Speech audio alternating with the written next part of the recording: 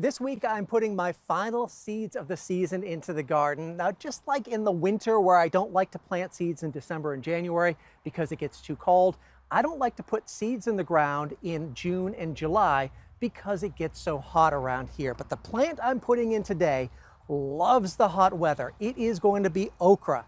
Now, you have to wait until May to plant okra. You can't plant it early in the season. It just doesn't grow when it's too cold. And you really have to figure out where you're going to put this in the garden. For me, it's difficult. I'm growing in raised beds.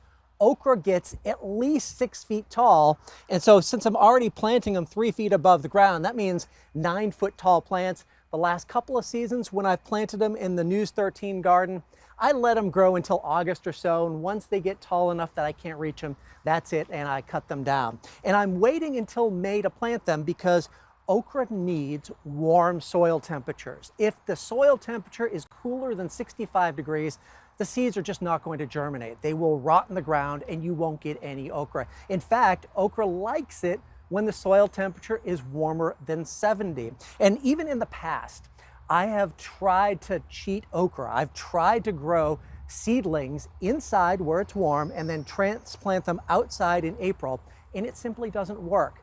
I did an experiment where I took April seedlings and I planted them, and then in May I planted seeds, and the seeds I planted in May got taller faster and produced okra faster than my earlier planted seedlings. So it's better to wait until it gets hot to plant okra. And with okra, it's a hard seed to plant. The seeds have a hard time germinating.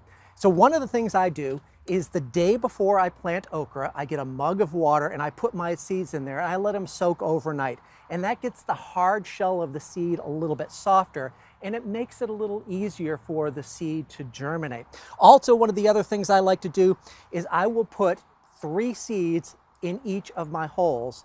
And if I get 2 out of the 3 that germinate, I will just remove one of the plants. Now with okra, you want the plants at least a foot apart. They get huge, they need a lot of resources, and if you plant your okra too close together, the plants compete for resources and they don't get as big and they don't produce as much okra if you had just left one plant.